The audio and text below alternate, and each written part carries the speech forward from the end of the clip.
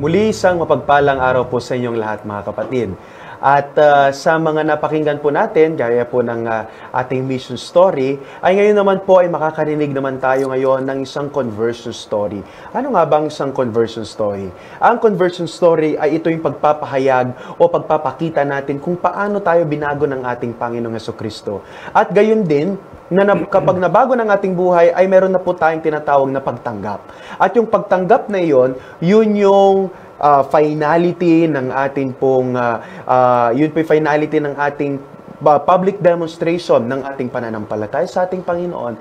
And that is why we have now Sir Bernie. Sir, kayo po ay kasama po namin ngayon dito sa ating studio. And yes po, siya po ngayon ay isa sa mga oldest members ng ating Friends for Life. Gaya po ng nabanggit kanina, ang ating pong leader na si Sir Hermie ay mayroon po siyang mga kasama. At si Sir Bernie po ay isang mga kasama niya. And yes, we don't want to miss the opportunity na narito sila ngayon at ating mapakinggan kung paano binago o hinubog ng ating Panginoon ang kanilang buhay. Sir Bernie, pwede po bang ipakilala niyo po ang inyong sarili sa atin pong mga taga-subaybay?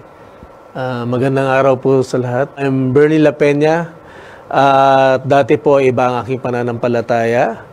At ang aking pong mga kapatid at ang aking nanay ay na-convert sa ibang pananampalataya.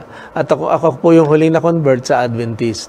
Ako po yung nakarinig ng na-share ng Bible study ng father ni Brother Hermie Sulite. Yung aming pong group leader sa aming singing group na Friends for Life. At iyon po, hanggang sa ako po yung nabaptized. At nung una medyo mahirap dahil nung time na yun ang aking trabaho ay isang waiter sa isang restaurant. At alam niyo naman, pag sa restaurant, ang day off ay hindi kami pwede mag-day off na araw ng Sabado dahil maraming tao. Kaya ang ginagawa ko, ang day off ko ay Wednesday. Ako yung nagde-day off ng Wednesday. Pagdating ng Sabado, hindi rin po ako pumapasok. Kaya hanggang sa dumating yung time na ako yung naalis sa trabaho.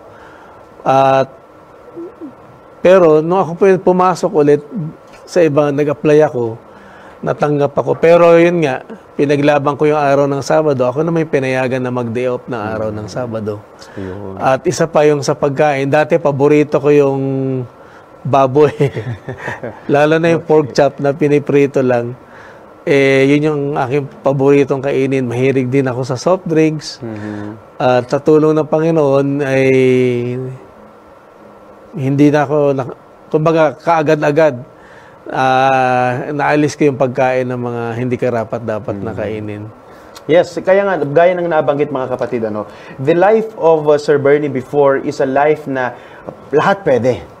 Ngayon, biglang nagkaroon ng transition, sir, na hindi na pwede itong mga bagay na ito sapagkat tinanggap ko na ang aking Panginoong Jesucristo. Ngayon po, ang katanungan ko is, ano po yung mga hirap? I mean, how did you overcome yung mga hirap po ng pag-transition from a life na okay lahat sa life na okay, kailangan kong bawas-bawasan o kaya tanggalin ito? Medyo mahirap talaga noong una. Kasi lalo na nga, yun yung mga nakagawian mong kainin at gawin. At lalo na, dati ako yung naging minsan ako yung naging front act singer ni Isabel Granada, yung singer-actress. Bago siya kumanta sa kanyang, minsan nagmo-mall tour, ako muna yung kakanta bago si Isabel Granada. Nung time na yun, dati gusto ko talagang yumaman, magkaroon ng sasakyan, magkaroon ng sariling bahay. Kasi dinanas talaga namin ng hirap. Dahil bata pa lang namatay yung aming tatay. Ako ay lumaki ng Binondo, Manila. Naranasan namin na magtinda ng mga nilulutong na ng nanay ko, yung pansit, merienda. Nilalako namin sa gabi sa Luneta. At minsan naman sa gabi rin, elementary pa lang ako ng time na yon. Nagtitinda kami sa underpass sa Quiapo. Nananahi ang nanay ko ng mga punda, unan, ginagawa namin. Binebenta namin sa gabi. Sa umaga naman ay pumapasok kami sa eskwela. At yun nga, at yung iba nga ang pananampalataya ng aking nanay at mga kapatid, lalo na ako ay naging full-time na missionary sa Friends for Life. Medyo mahirap talaga dahil tutol talaga yung aking nanay at mga kapatid. Sinasabihan nila ako na, ano ba ginagawa mo? Sinasayang mo yung oras mo, yung panahon mo. Ba't hindi ka magtrabaho para maipagawa mo lang itong bahay? At grabe talaga yung experience ko na nagagalit sila. Yung kapatid ko, dumating pa yung time na binati ng Happy Sabbath ni Hermie na sobra talagang galit sa kanya at inambaan siya ng kutsilyo sa sobrang galit sa kanya. At yun po. Grabe po, ano, you look at the experience of Sir Bernie. It's not an easy transition for him. Hindi lamang dahil sa transition niya sa kanyang sarili, kundi transition niya rin doon sa kanyang family. And isa yun sa mga mahirap, na pangyayari sa ating buhay. And it took a toll on you, sir. Siyempre, na sa pamamagitan ng imbes sana na mas matuwa sila, sapagkat iyon ay ministry, ay mas gusto ka pa nila na magkaroon ng magandang trabaho. Totoo naman, mga kapatid, practicality speaking, sa buhay natin, mas gusto naman natin na medyo umangat-angat ang ating buhay. Kaya ngayon, sir, ang tanong ko sa iyo ngayon is, paano nyo, saan kayo kumukuha ng lakas ng loob? That despite, as we have mentioned din kanina sa aming interview ni Sir Hermie, ay saan po kayo nagdodraw ngayon ng inspiration para mag-continue in using your voice for God? Dati, nung nag-uumpisa pa lang ang Friends for Life, hindi kami humihingi ng tulong sa iba. At kami ay may trabaho pa noong time na yun. Si Hermie at ako ay salesman. Ahente kami ng fire extinguisher. Nag-ahente rin kami ng vacuum cleaner. Pero dumating yung time na marami nag-invite sa amin sa mga crusade. Gabi-gabi, umaawit kami doon. Bago magsalita yung pastor, ay nagmi-mini concert kami. Kaya dumating yung time na nag-decide kami na mag-full-time na sa aming gawain. Para makapag-serve ng patuloy.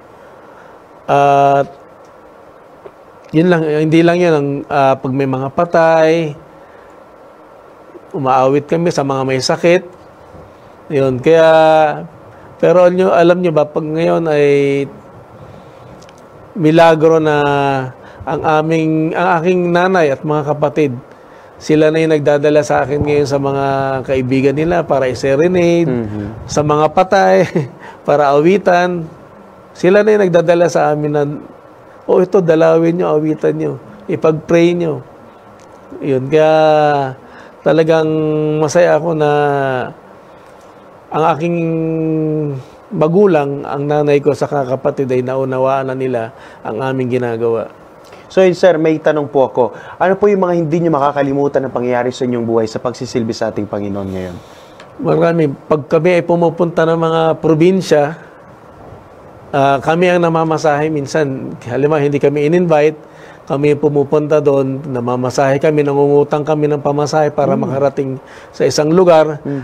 At may time pa na nag-a-assist kami minsan ng mga fundraising concert ng church. At may time pa na magde-December, wala kami pamasahe pa uwi. Talagang nagkakaroling kami gabi-gabi para lang makaipon ng pamasahe, makabalik ng Manila. At minsan sa Thailand, pumupunta kami sa Thailand na pagdating namin doon, wala kaming kapera-pera. Minsan nakita ko yung picture ng pizza. Sabi ko, Hermie, saka doon sa mga kasama ko, ang sarap ng pizza, Alam niyo po ba, pagdating ng gabi, yung araw, yung aming dinalaw at inawitan at pinagpray, yun ang inihanda nila sa amin. Tapos, sa Hong Kong, ganun din. May nakita rin akong pagkain. Sabi ko, grabe, nakakagutom yung pagkain. Kasi pagdating namin ng Hong Kong, wala rin talaga kaming kapera-pera at si Mark, meron siyang dollar na, ewan ko kung magkano lang yung pinalit nila ng Hong Kong dollar para lang makabili kami ng isang mami. Naghati-hati kami kasi gutom na kami. Pero pagdating ng Sabado, grabe, ang daming pagkain, nag-aagawan sila kung saan kami dadalhin pakakainin. At yung sasakyan na kinikwento ni Brother Hermie na ibinigay ng Panginoon, kung kailan pandemic, doon kami nagkaroon ng sasakyan para magamit sa aming ministry. Noong una, nakita ko rin lang yun. At yun yung nagagamit namin sa ngayon. Wow. Maraming experience na talagang medyo hirap, pero ang Panginoon ay nagpapakita ng milagro. Amen. Kaya doon natin makikita mga kapatid kung sino ang tapat. Magtatapat din ang Panginoon na ipagkaloob sa atin kung ano yung mga kailangan natin. And you know mga kapatid, gaya nga ng nabanggit kanina ni Sir Bernie, tinitignan niya pa nga lang, mamaya binibigay na sa kanila. That's us. Ba, tinitignan lang din natin. For example, we are looking at something right now and we want to achieve that. You just have to be faithful to God. Magtapat po tayo. Yan ang kailangan ng Panginoon. True conversion does not start when you are, when you are put into a water, tapos pag-ahon mo. That's not where the true conversion comes from. True conversion comes from when you have seen how God works in your life and you are contented to what He gives. Yun yung kanilang karanasan. Ano pa sir ang inyo pong may babanggit sa amin ngayon na mga karanasan nyo naman ngayon dito sa paggawa nyo for 24 years? Meron po ba kayong dito naman sa Pilipinas, meron po naman po kayong hindi makakalimutan na karanasan na nangyari sa inyo? Gaya ko po, meron din po kami ginawa noon Hindi po ito para sa akin, kundi para po sa ating lahat. Na nagkaroon po kami ng crusade ng Voice of Youth. Karoon po kami ng Voice of Youth. Yung Voice of Youth, mga kapatid, ito yung kami mga kabataan ay nag-gather kami sa isang lugar. Tapos doon po kami magkakaroon ng gabi-gabing pakikinig sa salita ng ating Panginoon. Ngayon alam nyo, sir, pagpasok namin sa isang bahay, tahanan, ay apat lang kami, pero binigyan kami ng 5 baso. Ang sabi nila sa amin ay, tinanong po namin, para po kanino ito isang baso? Kala namin para sa kanya, hindi pala. Meron siyang sariling baso. Sabi nila, ay ibigay niyo po ito sa kasama ninyo. Tinignan namin, wala naman na kaming ibang kasama. Kundi 4 lang kami at yung ika-5, di namin kilala kung sino yung tinutukoy nila. Nagulat po kami at doon namin napagtanto, baka siguro pinadala ng Panginoon na angel sa amin. Baka meron din po ang kagila-gilalas na mga kwento na sa inyo pong pagmi-ministry bilang isang tao na binago ng ating Panginoon. Meron pa po ba kayong gustong i-relate na kwento, sir? Madalas kami invite sa Mindoro, yung parang piyestang Kristiyano. Yun ay iba-ibang mga pananampalataya na puro awitan. At ini-invite kami doon. Nung time na yun, talagang medyo may problema kami, lalo na sa financial. Yung pinaka nag-invite sa amin doon, nung time na kami ay pauwi na, nagbigay siya ng pera sa amin. Inabot niya kay Brother Hermie. Nag-abot siya ng 20K. Wow. At tuwang-tuwa si Brother Hermie, sabi niya, naku, maraming salamat. Alam niyo po ba, kakatawag lang ng kasama namin sa bahay na naubos yung gas, yung gasol. At sa sobrang tuwa nung babae na yun na taga Mindoro na nag-invite sa amin, nagbigay pa siya ng, ito kakasingil ko lang ng mga paupahan ko. Binigay niya pa yun. Wow. Kung saan po tayo nangangailangan, doon po nagbibigay ang Panginoon. And alam niyo po, nakakatuwa. Kasi kung nagbigay ang Panginoon, talagang alam niyo po yung sapat na sapat sa pangangailangan natin. And we should not want for more. Sapagkat minsan, pag nagbigay din ang Panginoon, labis-labis sa kailangan po natin. Pero ang tao minsan, minsan ay tayo ay gusto pa natin ng mas malaki, mas marami. Pero I would really love to say and mention that Friends for Life is not like that. Na kung anong binigay ng Panginoon, they stick to that. And ginagamit pa, pinapalawig pa nila ito para sa pagpapalaganap ng salita ng ating Panginoon. Ngayon, sir, katanungan ko pa is, kayo po ngayon ay maawit po kayo. Kayo po, ano pong boses ninyo sa Friends for Life? Tenor. Tenor. So kayo po yung umihit ng matataas. Ano? And at the same time, ngayon kayo po ay nagkakaroon ng ministry na ganito. Ano pa po yung mga ministry na kinagagalawan ninyo aside from the singing ministry? Meron pa po ba? Or talagang full-time kayo sa singing ministry and ngayon ang Friends for Life, ano po yung focus at ano po yung gusto pa po ninyo na ma-achieve at ma-attain as a singing group? Bale, ito lang, full-time ako sa singing Ministry. Singing ministry. Ayun nga, nag-a-assist kami ng mga crusades. Itong taon na to siguro mga 5 crusades na yun na-assist namin. At itong last Sabbath lang ay nag-assist kami ng fundraising concert ng Ilat Church sa Batangas.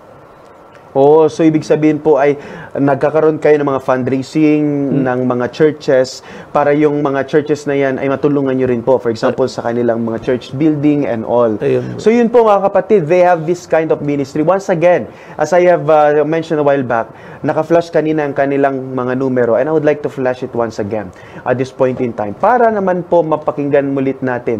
At if ever na ang ating mga churches ay nagkakaroon din ng kanilang mga fundraising programs, ay pwede po ang Friends for Life na makatulong po sa atin. It's just that, siguro kung ano man po yung mga agreements pa po natin, kung paano pa natin sila matutulungan para sila ay maka-full-time na makapaglagi sa ating mga programa, sa ating mga iglesia, ay matulungan din po natin sila. So at the same time ngayon, sir, nabanggit nyo din po kanina that you are doing this ministry para rin po sa ating Panginoon. So how do you then, saan po kayo ngayon tumitingin kung paano nyo pa masusustain ito? Are there ways of wherein na mas masusustain nyo pa itong grupo na ito? At the same time, paano po yung mga recruitment ninyo? Paano po kayo nakakakuha ng mga kasama? Something like that? Pag dumadalo kami sa ibang churches, lalo ngayon naghahanap kami ng bagong member na babae kasi nga yung aming kasama ngayon ay mag-aaral, magka-college na si Ayla. Kaya kailangan talaga namin ng kasama babae. At yun kung paano nasusustain yung grupo, yung sa financial. Yun na, every Sabbath, meron kaming churches na dinadalaw at ayun, nagbibigay ng tulong ang church, ng love gift. Pag ini-invite naman kami sa crusade, ay ang hinihingi lang naman namin ay love gift. Kung magkano lang yung ibigay nila mula sa puso. At nung kailan lang nag-voice lesson, merong tinuruan si Brother Hermie na yun nga, hindi naman namin ina-expect na magbibigay ng 5,000 from Tagasilang yung aming tinuruan. Sa kayo pala kung merong gustong magpa-voice lesson, yun din ministry din namin. Pwede kaming pumunta. Ang ano lang, bigyan lang kami ng panggas.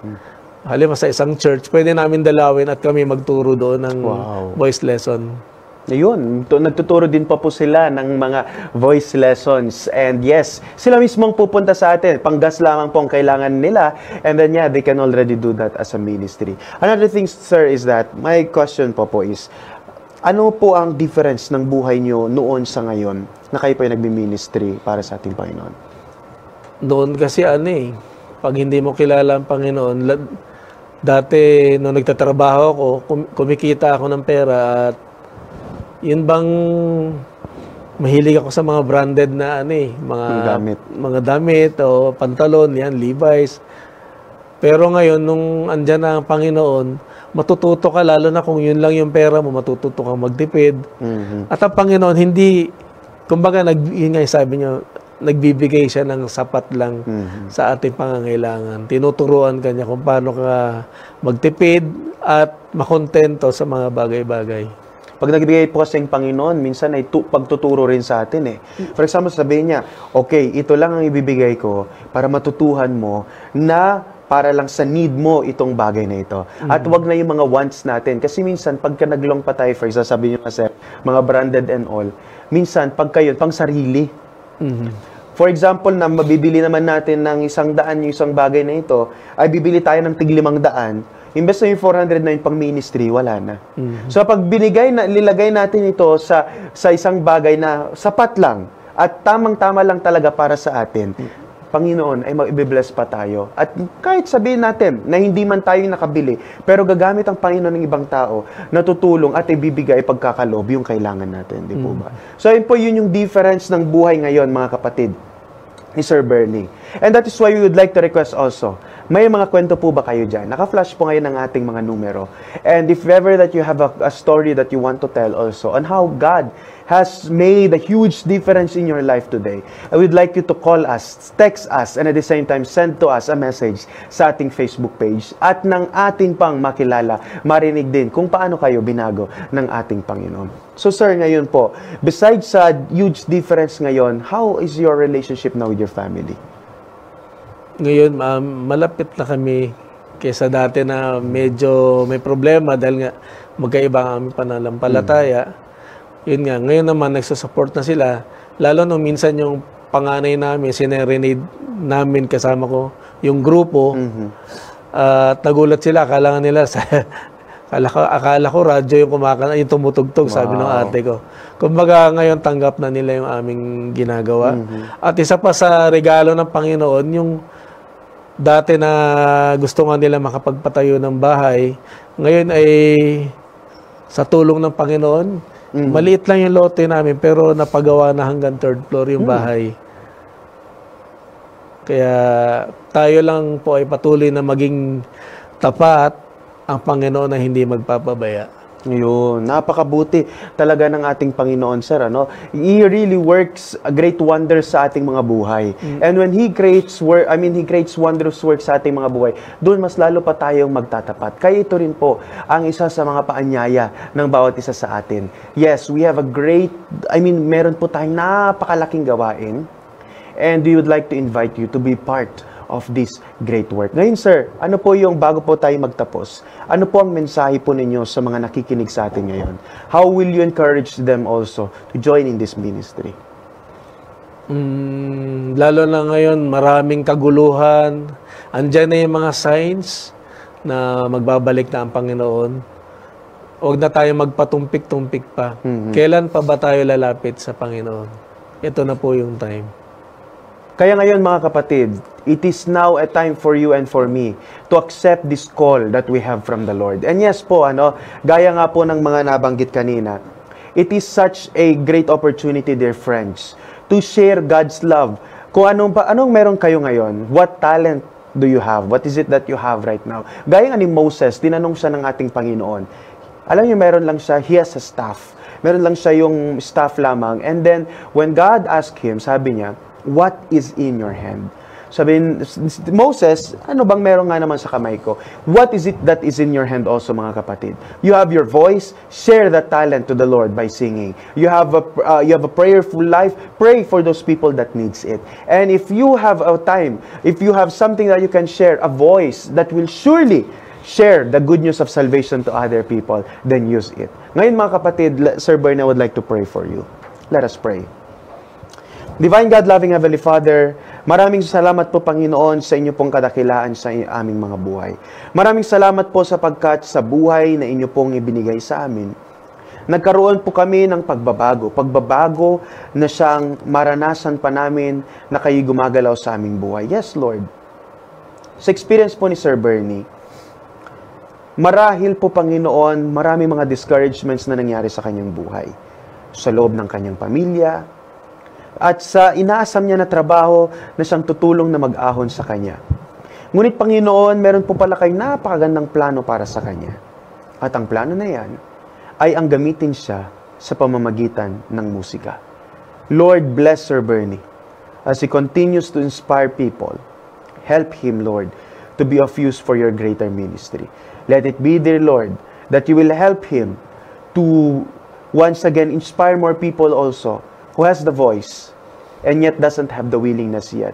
Sana magkaroon pa po ng willingness ang mga pinagkalooban po ninyo, Panginoon, ng mga talentong ito na pwedeng magamit para po sa inyong bukirin. Panginoon, maraming salamat sapagkat hindi po kayo nagkukulang sa amin. Maraming salamat sapagkat nariyan kayo lagi na tumutulong na mas makita ang hiwaga ng inyong kadakilahan sa aming buhay. Ito po lamang ang aming mga dalangin sa pangalan ni Jesus. Amen. Ngayon, mga kapatid, we would like to encourage you once again to send to us and share to us your story. And we know that you have a story to tell. And we know that how God has made you who you are right now. That is how God can surely bless each and every one of us. Now, Sir Bernie, last question po bago po tayo talaga na magtapos is that, Sir, ngayon po na kayo po ay isa sa mga oldest members sa grupo, does that then tell na yung mga kasamahan po ninyo ngayon noon ay part pa rin po ba ngayon ng grupo ng Friends for Life? Anytime naman ay pwede silang bumalik. Opo, bale, katulad ni Sister Nenen, siya ay nasa medyo malayo-layo lugar niya, nasa Nueva Ecija.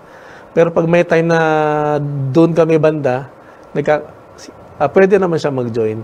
Katulad nung ito ngayon last crusade na aming inassist, si Pastor Joe Galabit sa San Antonio, Quezon, nagkasama-sama kami ulit si Lenlen, yung mga old members si Nenen, si Hermie, ako. Ang wala lang si Mark kasi nasa Thailand. Kaya yun mga kapatid, so it's encouragement also for you to be part of these friends that will surely be led to eternal life. Now, dear friends, I would like to thank you for joining us into our program, and may it be that we are all blessed by this story of Sir Bernie. May God bless you, sir, and I hope and we pray na marami pa pong na-inspire sa ating.